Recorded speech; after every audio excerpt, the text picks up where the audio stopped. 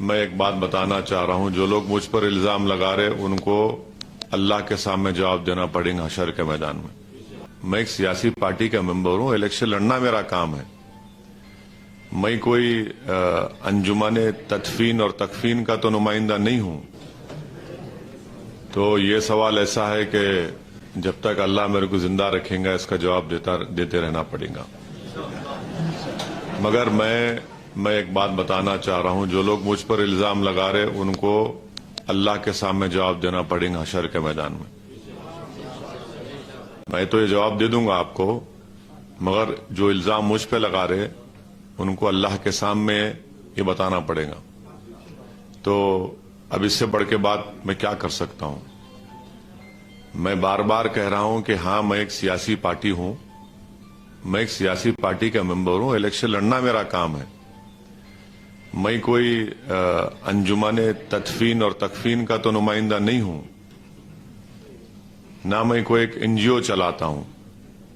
میں ایک سیاسی پارٹی کا نمائندہ ہوں، میرا کام الیکشن لڑنا ہے۔ اور اگر میرے الیکشن لڑنے سے میں الیکشن اس لیے لڑتا ہوں کہ میں جیتوں، کوئی پارٹی لڑتی ہے جیتنے کے لیے، تو کوئی کوئی ہارے گا کوئی جیتے گا، وہ مقصد نہیں ہوتا کسی کا بھی۔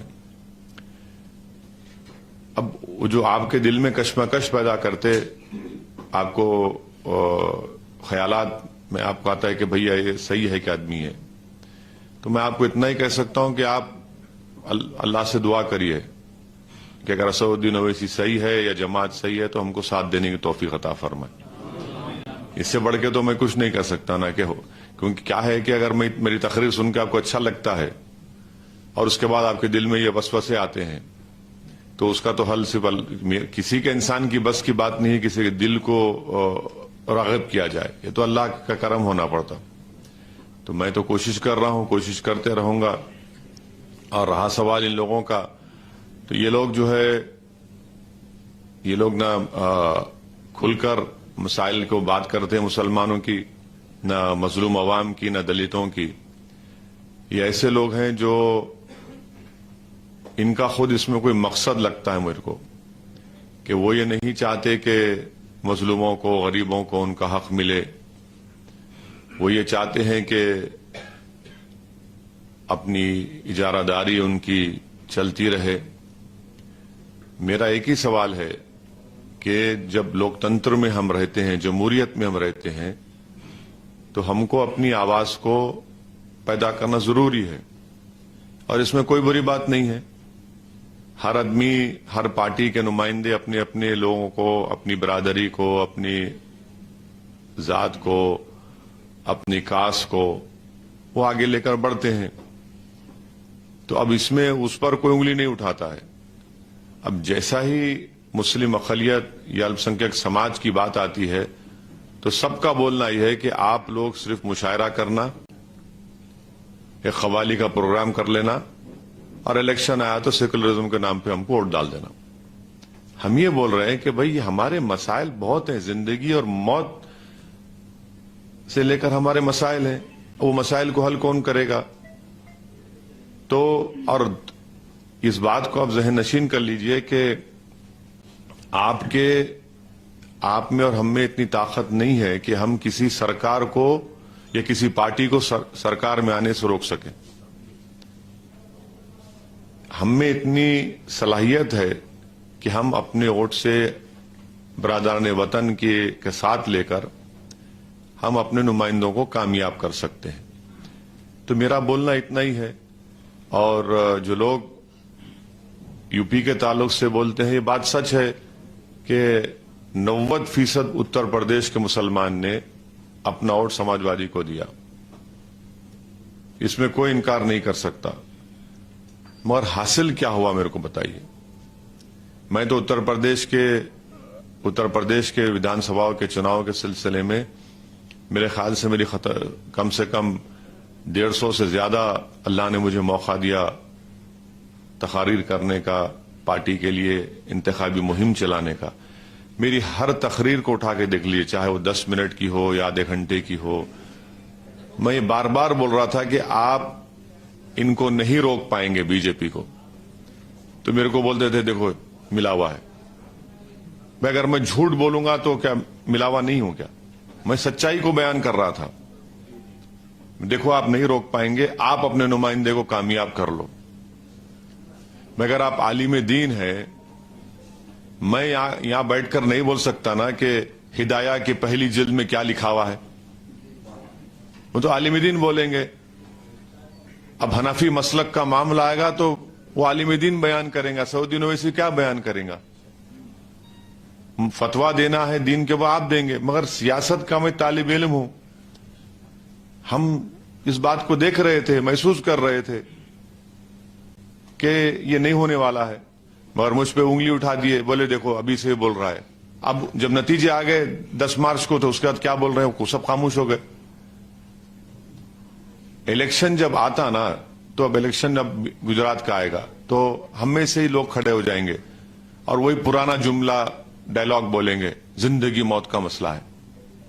ابھی زندگی موت کا مسئلہ پھر چناؤ کے بعد ختم ہو جاتا ہے کیا؟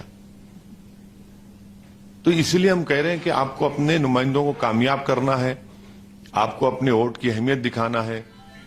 اور آپ تعلیم کا مسئلہ بولے, روزگار کا مسئلہ ہے, صحت کا مسئلہ ہے, بزنس کا مسئلہ ہے, زندگی کے ہر شعبے جات کا ایک مسئلہ ہے, اور اس کا راز تعلق جمہوریت میں سیاسی آواز سے اور طاقت سے ہوتا ہے.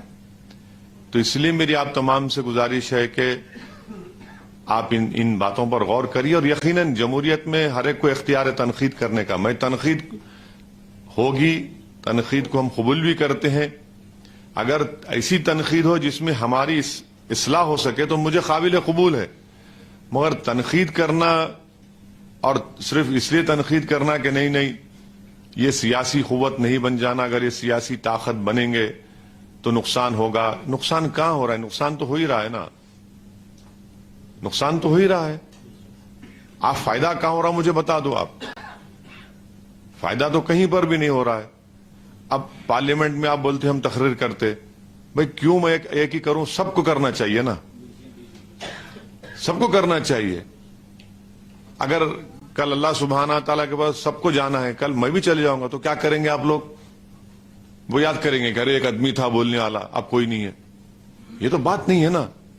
آپ کو پیدا کرنا ہے, آپ کو کسی کو اپنا نیتا بنا کر بھی جانا ہے. اور الحمدللہ یہ امت کسی کے فرد کی محتاج تھی نہ کبھی رہے گی انشاءاللہ تعالی. اگر میں اچھا کام نہیں کروں گا, اللہ مجھ سے بہتر کسی کو کام کرانے لگائے گا. میرا ماننا ہے, میرا ایمان ہے. اللہ آج مجھے مقام دیا, موقع دیا, میں کام کر رہا ہوں, میں بول رہا ہوں, جتنا مجھ سے ہو سکتا میں بولوں گا, کیونکہ کل مجھے جا کر جواب دینا ہے کہ تم کو دولت دی گئی, مقام دیا گیا, عزت دی گئی, تم کیا استعمال کیے. تو ٹھیک ہے, میں کوئی دعویٰ نہیں کر رہا ہوں کوئی میں بہت بڑا نیک آدمی ہوں. یقیناً اگر دنیا کا سب سے بڑا گناہ گار ہے تو سعودی یونیورسٹی ہے. مگر مجھے اس بات کی فکر ہے کہ مجھے یہاں نہیں پوچھے تو وہاں تو جواب بتانا پڑے گا نا. مال بتانا کیا, سب سامنے رہے گا. میرے انگلیاں, میرا بال, میرا ناخن, میرے پیر, سب جواب دے دیں گے. تو یہ آپ بھی سوچئے, اور اس بات کو ہم کو لے کے آگے بڑھنا ہے. میں جانتا ہوں کہ یہ کام آسان نہیں ہے, بالکل آسان نہیں ہے. میں صابر بھائی کی قیادت میں جو کام ہو رہا آسان کام نہیں ہے, بہت مشکل کام ہے یہ. مگر ہم کو اللہ کی ذات پر پورا بھروسہ ہے, اعتماد ہے, ہم اس پر توکل کر رہے ہیں. اور جو سنت کا طریقہ ہے کہ مشورہ کرنا, مشاورت کرنا, اسی لیے آپ کو تکلیف دی گئی, احمد دی گئی. ہم بار بار آپ کو تکلیف دیں گے اس معاملے میں, آپ سے پوچھتے رہیں گے, آپ کی سرپرستی چاہیے, آپ کی رہبری چاہیے. اگر ہم غلطی کر رہے تو ہمارا ہاتھ پکڑ کے بولو کہ صابر اسد صاحب یہ صحیح کرو, یہ غلط ہو رہا ہے. میں اس کے لیے قبول کرنے تیار ہوں.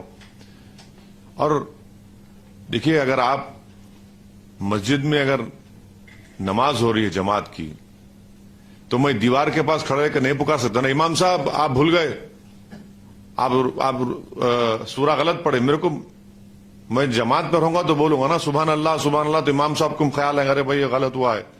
دیوار کے پاس بڑے کھڑے رہ کے تو نہیں بول سکتا نا میں. تو جماعت میں جب رہوں گا تو تبھی تو صحیح ہوگا نا معاملہ. تو اسی لیے آپ سے گزارش ہے کہ آپ اس پر غور فرمائیے. اور یہ ہمارے خلاف لوگ بولتے ہیں ان کا اختیار ضرور ہے, مگر ہم یہ بول رہے ہیں کہ صرف اگر میرے خلاف بولنے سے فائدہ ہو رہا ہے تو اس کا حل کیا ہے بتاؤ. پھر آپ حل بھی تو نہیں بتاتے. پھر آپ بولتے نہیں سب ایک ہی حمام میں سب ننگے ہیں. تو پھر بھائی کس کے پاس کپڑے پہنے اس کو پکڑ لو نا. آپ وہ بھی نہیں کرنا چاہتے. بھائی میں یہ بول رہا ہوں کہ یہ چیز ہے, میں یہ حل بتا رہا ہوں, یہ طریقہ بتا رہا ہوں. اگر آپ بولیں گے نہیں نہیں سب بیکار ہے تو کیا کرنا, گھر کے در و دیوار کو بند کر کے بیٹھ جانا ہاتھ میں تسبیح لے کے؟ ایسا تو نہیں ہو سکتا ہے نا. آپ کو گھر کے باہر بھی جانا ہے, گھر کے باہر ہمارے مسائل ہیں. تو ان چیزوں پر آپ غور فرمائیے.